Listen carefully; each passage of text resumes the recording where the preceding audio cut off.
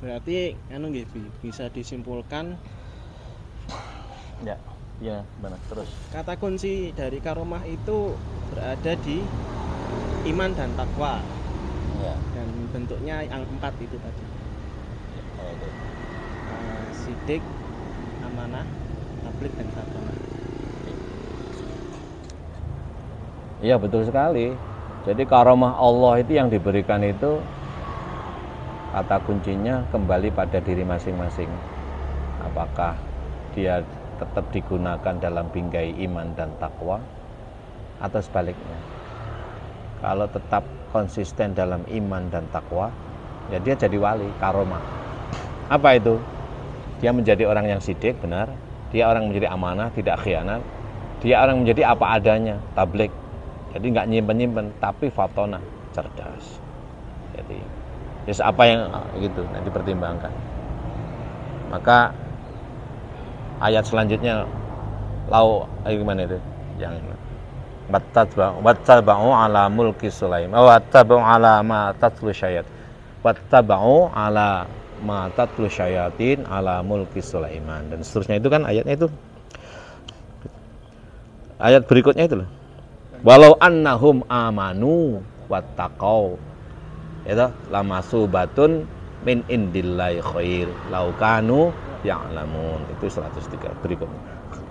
Jadi seandainya karomah Allah yang karamna Bani Adam diberikan pada manusia seluruhnya itu dikemas dalam bingkai iman dan takwa, itulah akan menjadi wali orang itu. Tapi kalau untuk kepentingan sihir ya dia bukan wali tapi kafir alias musuh Allah, kembali pada masing-masing. Nah, kalau sulapan itu kan di antara keduanya, antara mohon maaf dukun dalam tanda kutip dan ulama, gitu. Pesulap kan. Jadi ini ulama, karomah, dukun dalam tanda kutip bukan semua dukun ya, dukun santet, dukun anu ya. Nah ini namanya sihir. Antara keduanya pesulap. Artinya apa? Kalau pesulap ini niatnya untuk nipu orang, maka dia sihir. Kalau pesulap ini niatnya untuk konsistensi menghibur orang lain demi bahagia saja, karomah. Nah, dan sulapan, baik sihir maupun sulapan dan juga sihir dan sulapan ini bisa dipelajari. Tapi kalau karomah nggak bisa. Jadi ini intinya begini, kalau karomah nggak bisa dipelajari, karomah itu orang mendapatkan karomah karena iman dan takwa. Tapi kalau sihir itu bagaimana karomah potensi Allah diberikan pada manusia ini dikelola sedemikian rupa oleh orang ini untuk mengkelabui orang, untuk merusak halusinasi, untuk merusak pikiran, itulah sihir namanya.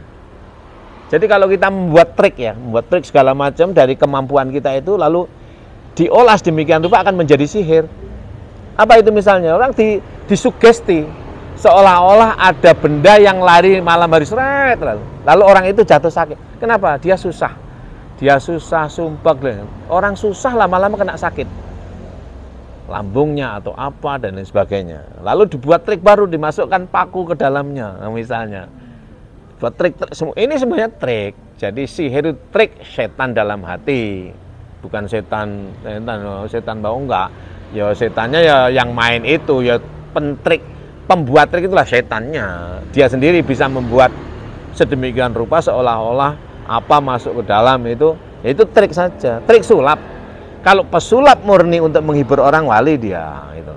Tapi kalau pesulap ini kemudian dia gunakan untuk mensugesti orang agar orang itu terpengaruh sehingga menjadi sakit, menjadi gundah, menjadi gulana, dia masuk kategori dukun ya, dukun dalam dukun jelek tadi itu. Nah dukun itu pun menjadi berubah-ubah. Dukun yang bergaya kiai ya ada. Dukun meminjam karomah.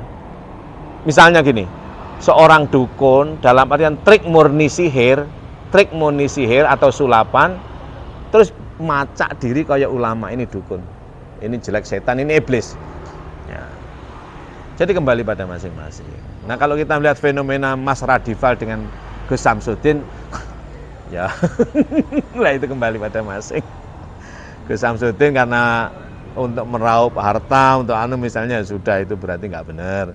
Kalau Radival dilihat aja hatinya. Kalau niatnya menghibur, ya dia wali. Kalau nanti belum, kan semua belum berakhir. Semua belum, ya nanti kembali pada masing-masing.